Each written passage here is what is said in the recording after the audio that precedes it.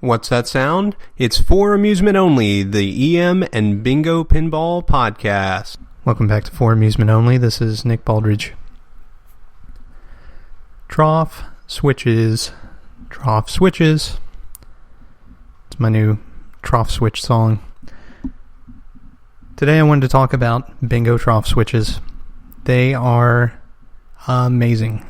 I sincerely appreciate bingo trough switches more than any other trough switch that has been invented, at least that I've seen.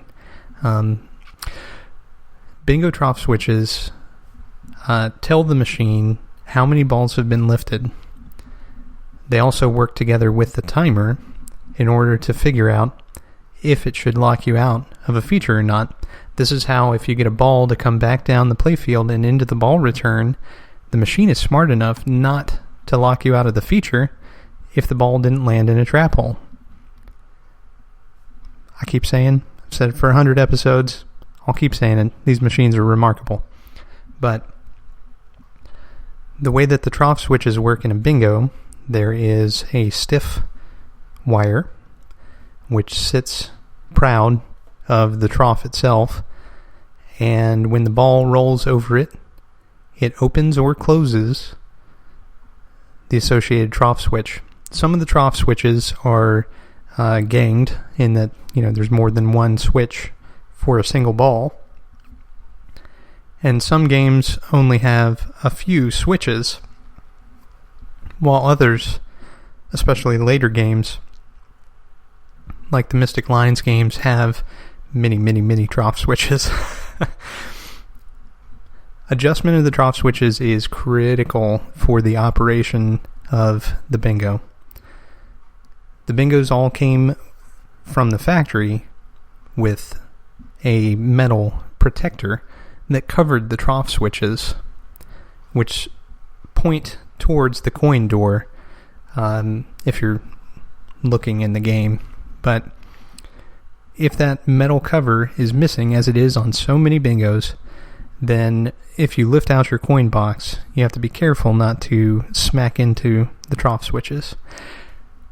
Now, adjusting these trough switches is pretty difficult to do, but once they are adjusted, they are some resilient creatures. I have, since shopping all my games, I have not had to adjust a trough switch once, and that includes in Double Up, one of the wires that sticks out of the trough actually broke, and I had to fabricate a new one.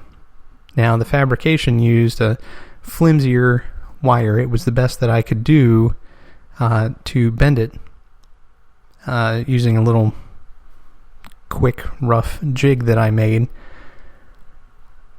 without potentially breaking that wire. So, at any rate, I plugged the wire into the game, set it up to manipulate the trough switch as it did before it broke, and it works. To this day, it works. It's incredible. So, for those familiar with troughs in these newer solid-state games that use optos in order to sense the balls, think of this for a moment. With all the problems that those opto boards cause, how much better would it be if you actually had leaf switches for each of the balls in the game? Now, before you respond to that with a bunch of vitriol, listen to my thesis here. In a system like WPC, where you have opto senders and receivers, or in the sterns, where you have the trough boards which fail quite frequently because of the teeny connectors, if there were leaf switches and they ran back and were sensed by the MPU,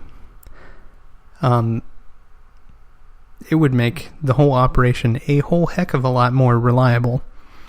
Physically closing a switch when the ball rolls over it is going to beat out an opto almost any day of the week. Optos are prone to being dirty or damaged, and if they're not shielded appropriately, then they're going to sense when they shouldn't. And if they're not aligned appropriately, then they're not going to work at all. And all these things are problems with the opto troughs in these solid-state games. Now think of this as well. The bingo games, specifically the Bally ones, use larger balls than are used in a standard pinball machine. They're 1 1/8 inch instead of 1 1/16. On top of that, many of the games used 8 balls. So 8 1 1/8 inch balls fit into the trough of a Bally Bingo. This design, I feel, is brilliant. I mean, it is amazing. The balls come back through the ball return or through the play field when the game is started and the baffle moves. All the balls drop out. They land into a feeder board that shoves them into the trough. There is no way for them to get jammed up unless the balls are magnetized. And if you're using the appropriate magnetization resistant balls, then you will not have a problem with balls ganging up. It's just not physically possible for them to climb on top of each other.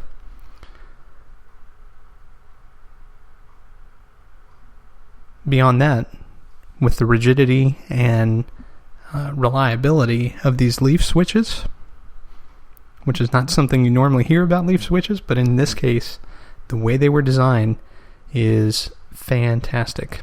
They don't move the leaf switch up and down like you would normally see, say, on a rollover switch.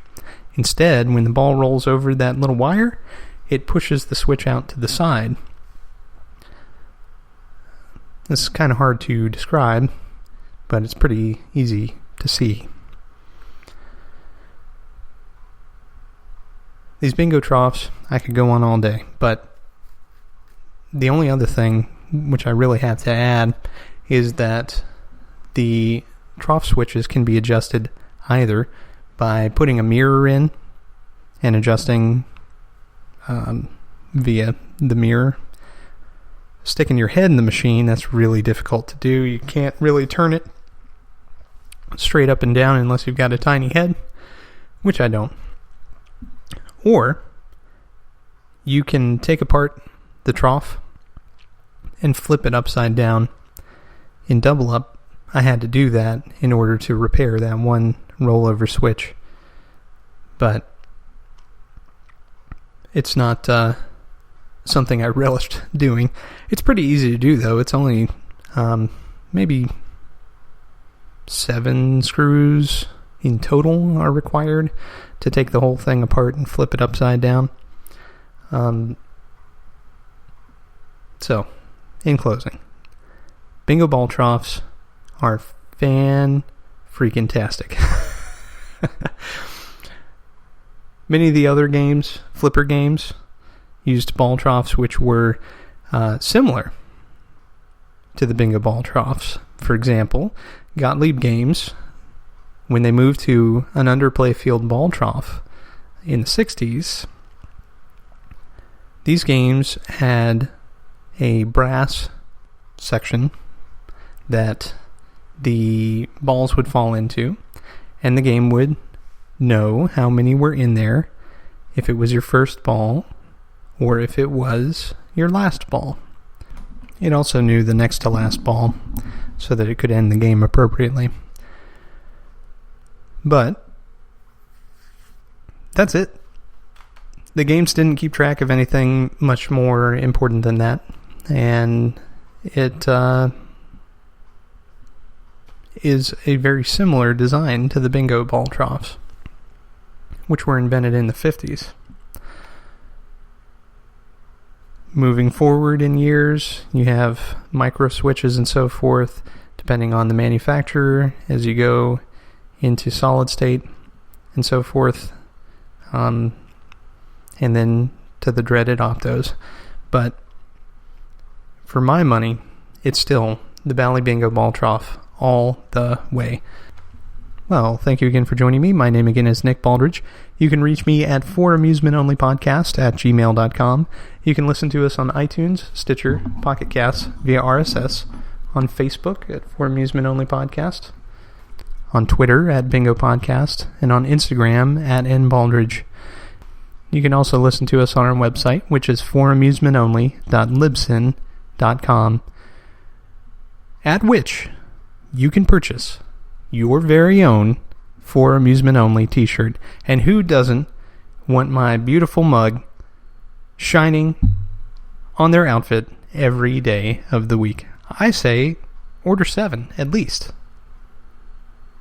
I mean, just to be sure, you might want to order 30, one for every day of most months. Well, thanks again for listening, and I'll talk to you next time.